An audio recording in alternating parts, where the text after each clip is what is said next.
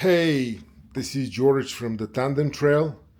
I'm happy to report that our spring, summer, and fall all-terrain tires are here. Unfortunately, they're late, but they're here.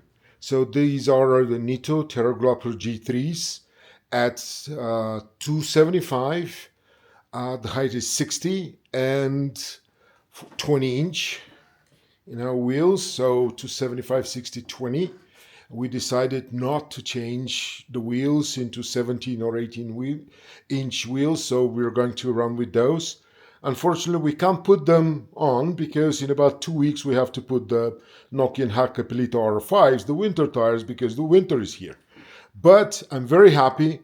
These are fantastic all-terrain tires, and Roger, our Lexus LX470 is running on exactly these tires. Of course, different size, 285, 70, 17, but fantastic all-terrain tire.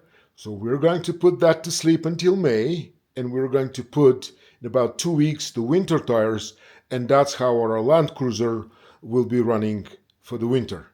So thanks, and see you in the next episode. But right here, the all terrains are here, and I'm very, very happy.